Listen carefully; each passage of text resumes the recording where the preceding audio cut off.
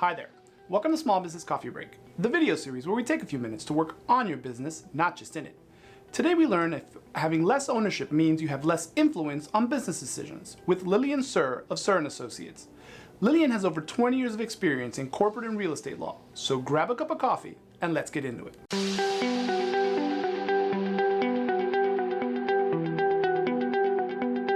So Lily, when you open a corporation or an LLC, there's partners involved, there's investors involved.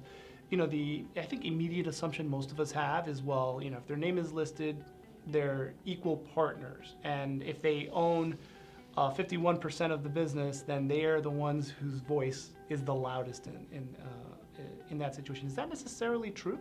That's not necessarily true, and that's something very important that you are alluding to, because you can have people listed as officers of a corporation or members of an LLC, and then there is an operating agreement in the case of an LLC or a shareholders agreement in the case of a corporation that really provides the percentage of ownership for that individual, and it also covers management decisions. A good agreement will have a listing of what is a major decision. For example, going to a bank and borrowing money. Depending on the type of business that you have, you may want to have certain individuals that can go without having to bring the entire group of owners together to make a decision. Let's say you want to cap it at $5,000, but anything over $5,000 draw on a credit line, for example, requires a group vote, because that's a major decision. So you list out everything that's a major decision, and that facilitates operations of a company. You can have a 51-49% ownership, but perhaps that 49% owner has more power on a daily basis, and the 51% partner will only come in for major decisions. So all of that is spelled out, and really it is designed as to what the partners want, what the owners, how you want to work it. And you lay out that framework up front. And that brings to mind, because especially in today's world where we're just bombarded by the media and stories of what's going on in this corporation, and these groups are fighting against other groups. And it really, I think, when we first started having this conversation, it really opened my mind to how those things happen. Because from our perspective, it seems like everybody's equal at the table, but reality is that can be pretty much done anyway. 2 people or 3 people or 5 people agree that should be done. That's true. And one example that I have for you is a situation where there is no operating agreement. And let's say there's 2 people that started this business, and one walks away and is not doing anything to ensure that the business is operating on a daily basis. Well, even though that person walked away, doesn't mean that their ownership interest went away. They still own whatever percentage of that business, but they are not required to do anything for that business. Because the operating agreement doesn't spell out specifically. Doesn't spell it out, or perhaps there is none, but the 2 individuals said, okay, I'm putting in 30% of startup costs. And so you'd have to prove that in court, what that percentage is. And that can get expensive. That could get very expensive. That sounds like we're having, situations where, third cousins are being brought in as witnesses. This is, I was there and heard. Correct. That's correct. And litigation is very expensive. We always try to resolve issues amicably, because going down the litigation path, especially when you are dealing with family members or friends, it can get quite heated, and a civil lawsuit based on principle is an expensive lawsuit.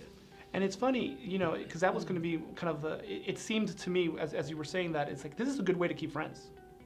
It is a very good way. Because if you have these conversations up front and you make these decisions, hey, this is what we're deciding on, and let's pretend that through this process you find you're not compatible.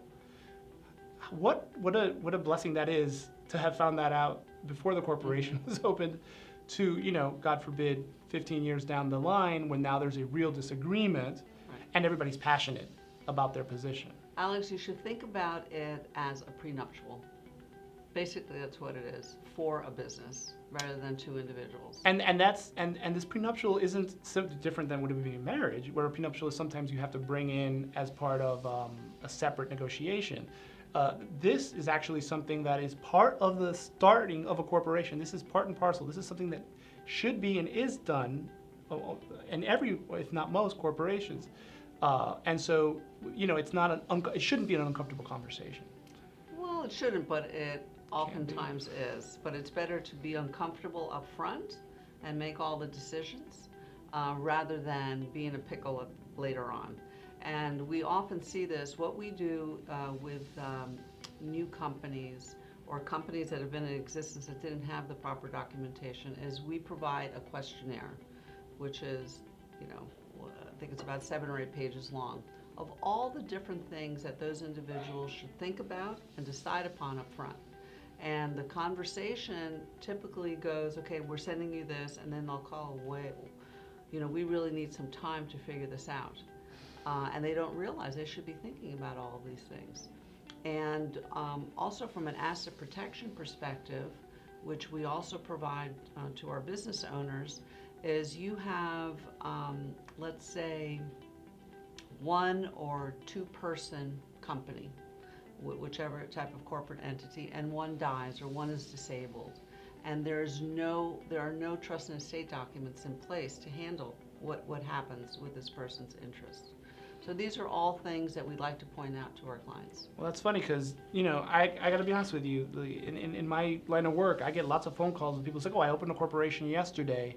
And I get the feeling that they didn't go through an 8-page document of ideas that they should really be thinking about. I'm sure that they didn't. But that's the importance of a firm like Stern Associates, to be able to create that question and just remove that fear. Because, again, risk isn't something that you shouldn't take. Mm-hmm. But having a risk that you're understanding you're taking is a completely different issue than being wonked over the head later on down the line. Absolutely. Fantastic. If you have any questions you'd like to ask Lillian, I put her contact information in the description. If you have any questions you'd like me to ask Lillian or any other professional in their field, my contact information is also in the description. See you next week for another cup of coffee and more questions answered.